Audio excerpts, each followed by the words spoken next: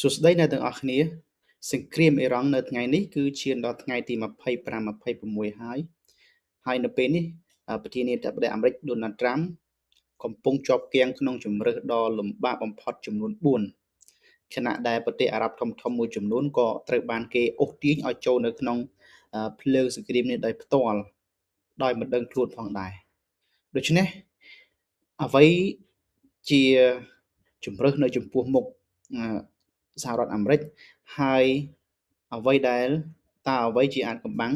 នៅពីក្រោយកិច្ចចរចារវាងអាមេរិកនិងអ៊ីរ៉ង់តោះដើម្បីស្វែងយល់អំពីបញ្ហានេះតាមដានជាមួយខ្ញុំទាំងអស់គ្នា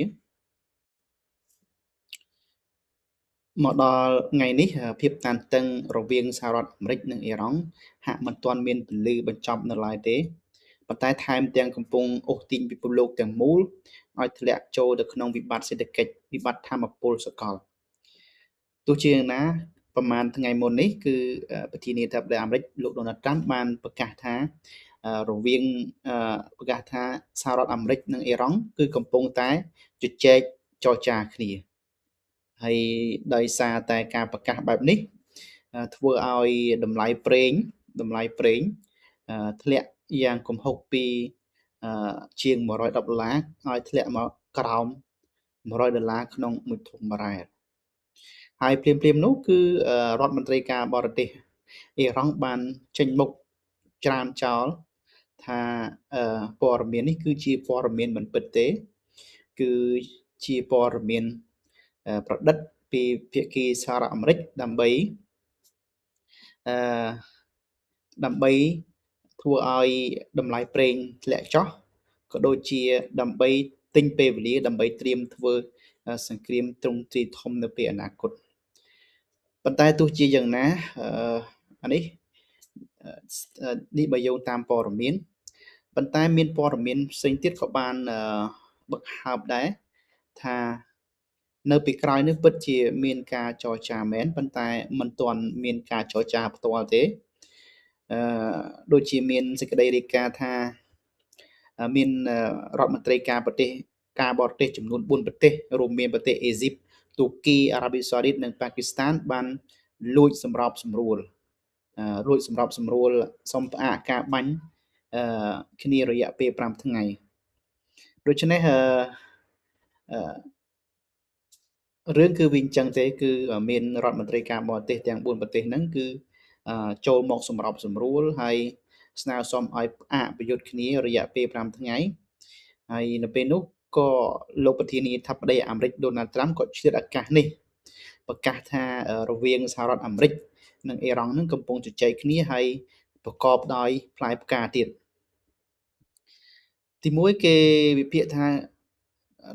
លោក Donald Trump ប្រកាសបែបនេះគឺទីមួយគឺដើម្បីរកផ្លូវចោះសម្រង់ផងហើយនិងដើម្បីទម្លាក់តម្លៃប្រេងផងដែរប៉ុន្តែទោះជាយ៉ាងណាបើទោះបីជាមានព័ត៌មានរាយការណ៍ថា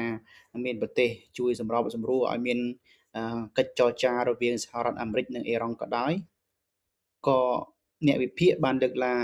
ឡើងថាអ៊ីរ៉ង់នឹងមិនព្រមបញ្ឈប់សង្គ្រាមងាយដោយគ្មានលក្ខខណ្ឌនោះទេពួកគេបានទាមទារលក្ខខណ្ឌធំចំនួន3ដ៏មហាតឹងរ៉ឹងបំផុតអញ្ចឹងលក្ខខណ្ឌទាំង3នោះគឺរួមមានទី1សហរដ្ឋអាមេរិកនិងអ៊ីស្រាអែលត្រូវចេញមុខមកទទួលស្គាល់ជាផ្លូវការថាខ្លួនជាអ្នកទទួលខុសត្រូវដែលបានបង្កសង្គ្រាមនេះទី2លក្ខខណ្ឌទី2គឺសហរដ្ឋអាមេរិកនិងអ៊ីស្រាអែលត្រូវសងសំណងជំងឺចិត្តនិងសងការខូចខាតហេដ្ឋារចនាសម្ព័ន្ធកងទ័ពនិងប្រជាជនរបស់អ៊ីរ៉ង់និងលក្ខខណ្ឌទី3គឺត្រូវធ្វើកិច្ចសន្យាអន្តរជាតិធានាដាច់ខាតថានឹងមិនមាន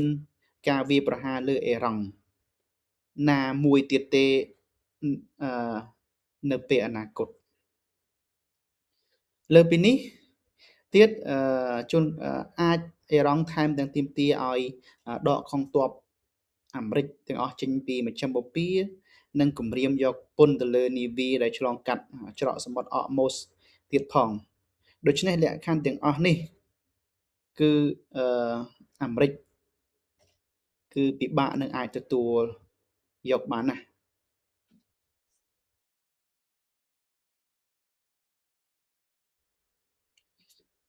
ដូច្នេះហើយនៅចំពោះមុខលោក Donald Trump កំពុងតែនៅលើផ្លូវបំបែកដែលមានជម្រើស4សុទ្ធសឹងតែពិបាកសម្រេចចិត្តជម្រើសទី1គឺចរចា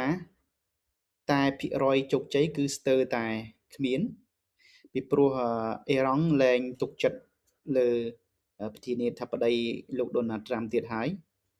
តាំងពីលោកបានហែកកិច្ចព្រមព្រៀងនុយក្លេអ៊ែរចោលនៅឆ្នាំ2018នៅក្នុងអាណត្តិទី1របស់លោកនិងបន្តបន្ទាប់មកទៀតគឺមានការសម្លាប់ឧត្តមសេនីយ៍សូឡៃម៉ានីមកម្លេះ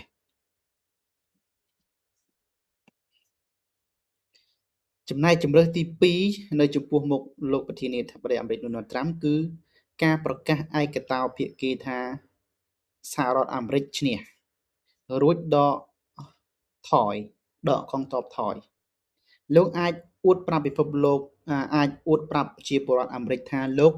បានកំទេចអ៊ីរ៉ង់ខ្ទេចអស់ហើយប៉ុន្តែជំរើសនេះនឹងត្រូវរងការរិះគន់យ៉ាងចាស់ដៃពីព្រោះអ៊ីរ៉ង់នៅតែមានអំណាចគ្រប់គ្រងលើច្រកសមុទ្រអកម៉ូសដដែលនិងជំរើសទី2នេះក៏ពិបាកដែរចំពោះសម្រាប់លោកប្រធានាធិបតីអាមេរិក Donald Trump ចំណែកជំរើសទី3គឺបន្តសង្គ្រាមអូសបន្លាយគឺវាយប្រហារគ្នាទៅវិញទៅមកដោយភាគីអាមេរិកសង្ឃឹមថាអ៊ីរ៉ង់នឹងអស់គ្រាប់មីស៊ីលមុនចំណែកអ៊ីរ៉ង់វិញក៏សង្ឃឹមថាអាមេរិកនិងអ៊ីស្រាអែលនឹងអស់ប្រព័ន្ធការពារដូចមុនដូចគ្នាដែរនេះគឺជាការហែកហួរជាការប្រយុទ្ធដែលនឹងខាតបង់ស្លាប់រង្គាលទាំងសងខាងសម្រាប់ជំរើសទី3នេះចំណែកជំរើសទី4សម្រាប់សហរដ្ឋអាមេរិកដែរគឺការបើកសង្គ្រាមផ្លូវគោកមានថាបញ្ជូនទាហានស្មើជើងទ្រង់ទ្រាយធំវាយសន្ទ្រប់លើប្រទេសអ៊ីរ៉ង់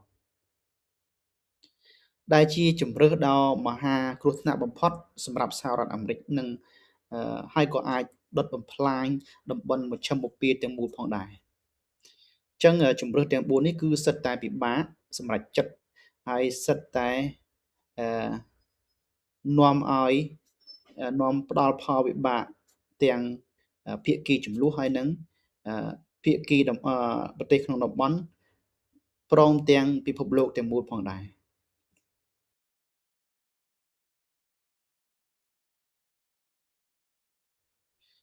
សង្គ្រាមអ៊ីរ៉ង់អ្វីដែលគួរឲ្យបារម្ភបន្ថែមទៀតនោះគឺសារព័ត៌មានធំដូចជា Wall Street Journal New York Times បានទម្លាយថាប្រទេសអារ៉ាប់កំពុងតែធ្លាក់ក្នុងអន្ទាក់សង្គ្រាមនេះគឺមានសេចក្តីរាយការណ៍ថាមូលដ្ឋានទ័ពនៅក្នុងប្រទេសបារ៉ែននៅក្នុងប្រទេសអារ៉ាប៊ីសាអូឌីតនិងអ៊ីមរ៉ាតអារ៉ាប់រួមកំពុងត្រូវបានអាមេរិកប្រើប្រាស់ដើម្បីវាយប្រហារមកលើអ៊ីរ៉ង់ដែលធ្វើឲ្យប្រទេសទាំងនេះអាចនឹងធ្លាក់ចូលទៅក្នុងសង្គ្រាមដោយផ្ទាល់អញ្ចឹងនេះគឺជាគ្រោះហានិភ័យធ្ងន់ធ្ងរណាស់សម្រាប់ស្ថិរភាពនៅក្នុងតំបន់ជារួមលោកប្រធានាធិបតីអាមេរិក Donald Trump កំពុងតែស្ថិតក្នុងស្ថានភាពទាល់ច្រកមួយដែលពិបាកនឹងរកផ្លូវចេញឲ្យបានល្អឥតខ្ចោះហើយសង្គ្រាមនេះមិនត្រឹមតែបំផ្លាញប្រទេសដែលកំពុងតែវាយប្រហារគ្នាទេតែវាក៏ទាញពិភពលោកយើងទាំងមូលឲ្យคล้ายជាជនរងគ្រោះផ្នែកសេដ្ឋកិច្ចយ៉ាងធ្ងន់ធ្ងរអញ្ចឹងតើអ្នកទាំងអស់គ្នាយល់យ៉ាងណាដែរថាតើលោកប្រធានាធិបតីអាមេរិកDonald Trump នឹងជ្រើសរើសយកជំរើសណាមួយហើយសង្គ្រាមនេះតើអាចនឹងរីករាលដាលធំជាងនេះដែរឬទេបាទបងប្អូនមានមតិយោបល់អាចជួយ comment នៅក្នុងខាងក្រោមនេះបានយើងជួបគ្នានៅវីដេអូក្រោយទៀត